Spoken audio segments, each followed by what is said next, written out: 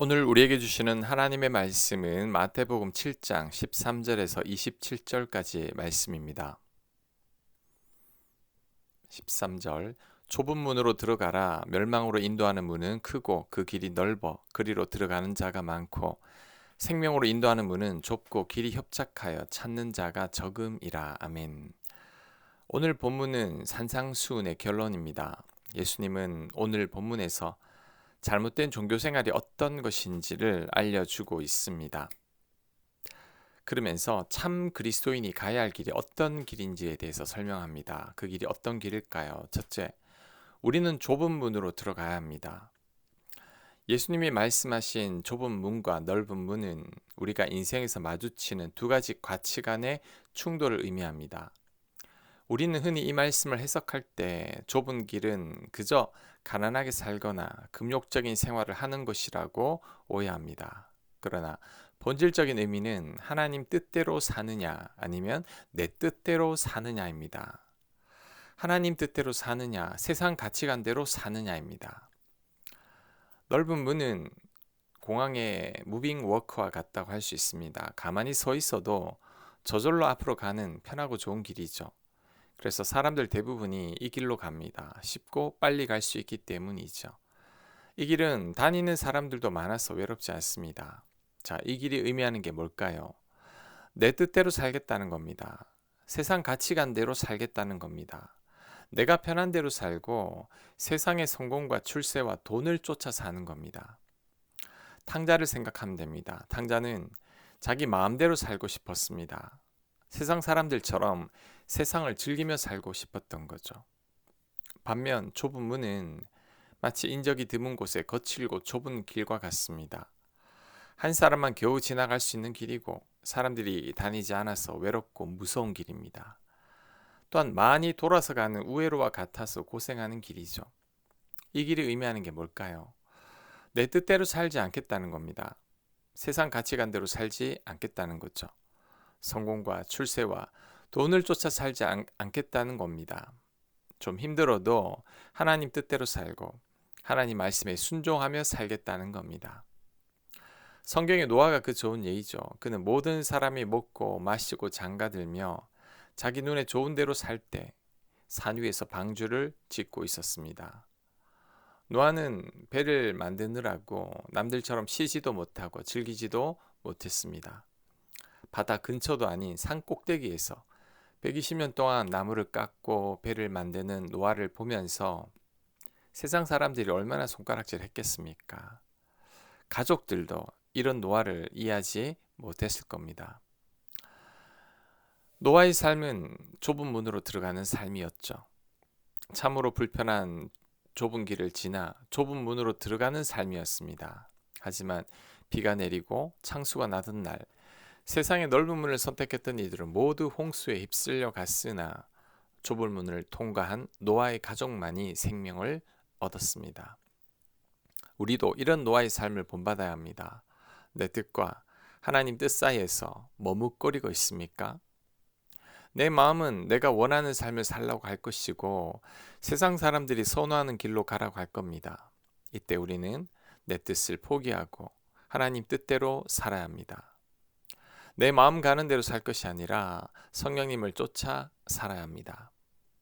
날마다 나를 부인하고 나를 복종시키고 하나님 말씀을 따라 살아야 합니다. 이런 우리들을 보고 세상은 비웃을 겁니다. 또한 내가 손해를 보고 희생해야 할 수도 있습니다. 내가 사랑하는 사람들조차 나를 이해하지 못할 수도 있습니다.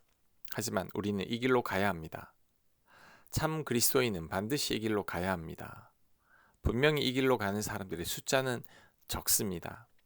하지만 이 길 끝에 주님이 서 계시다는 것을 명심해야 합니다. 15절 거짓 선지자들을 삼가라. 양의 옷을 입고 너희에게 나오나 속에는 노략질하는 이리라. 그들의 열매로 그들을 알지니 가시나무에서 포도를 또는 엉겅퀴에서 무화과를 따겠느냐.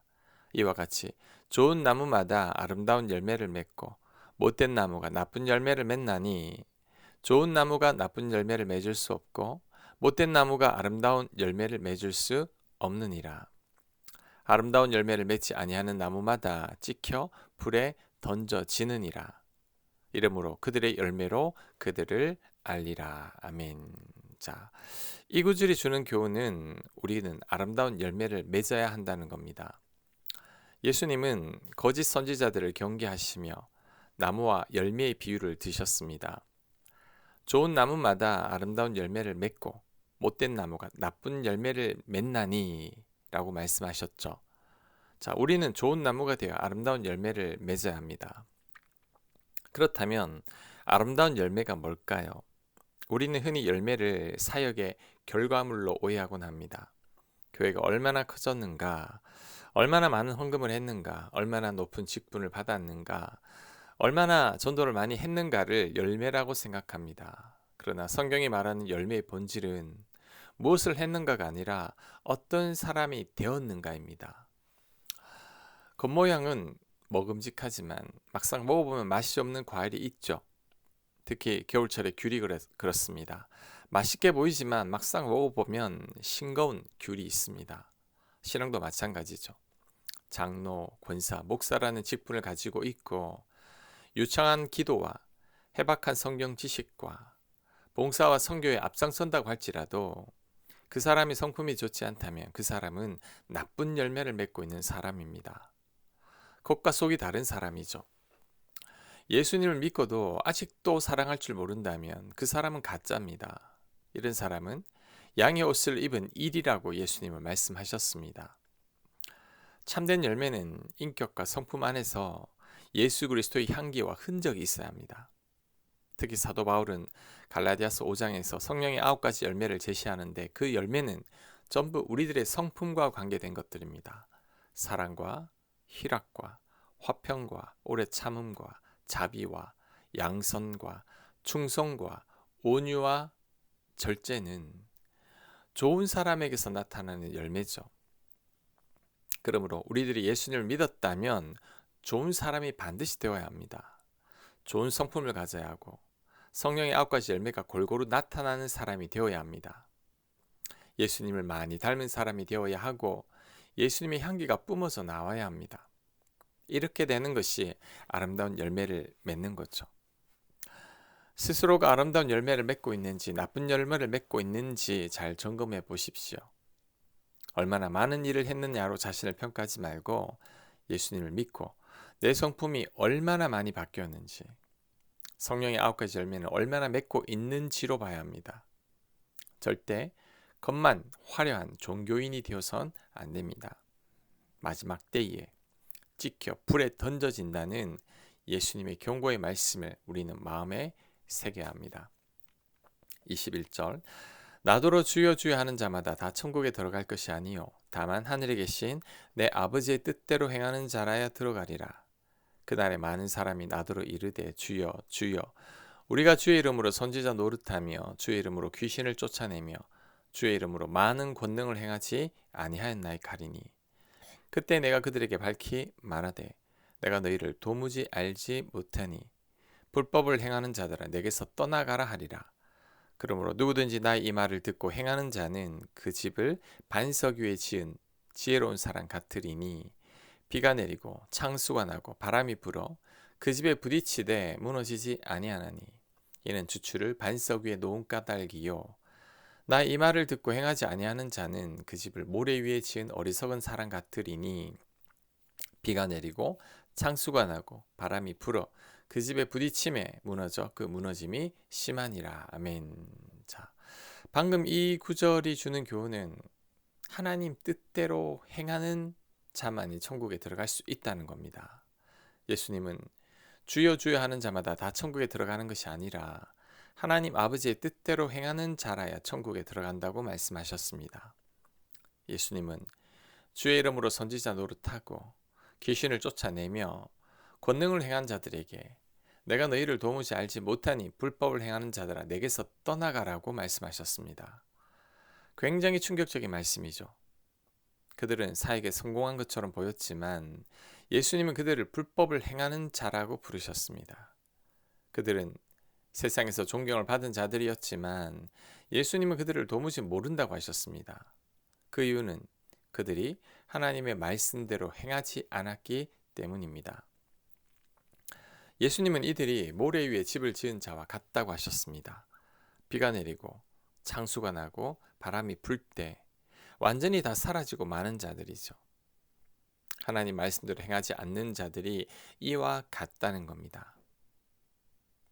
내가 반석 위에 집을 짓고 있는지 모래 위에 집을 짓고 있는지는 스스로가 제일 잘 압니다. 내가 하나님 말씀대로 살고 있는지 내 뜻대로 살고 있는지는 내가 가장 잘 압니다. 오늘 말씀은 두려움 가운데 마음속 깊이 새겨야 합니다. 그래야 마지막 때에 후회하지 않게 될 것입니다. 우리 인생은 결코 길지 않습니다. 금방 지나가는 세월 속에서 우리는 결국 하나님 앞에 서게 될 겁니다. 그때 하나님께서 우리에게 너는 어느 문으로 들어왔느냐? 네 삶에 어떤 열매가 맺혔느냐? 내 말씀대로 살려고 얼마나 몸부림쳤느냐라고 물으실 겁니다. 이때 우리는 당당할 수 있어야 합니다. 이때 칭찬받는 우리가 되어야 합니다. 아멘.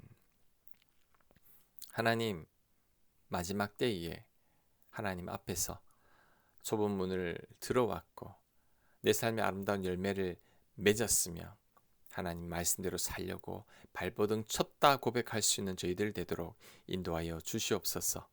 예수님 이름으로 기도합니다. 아멘.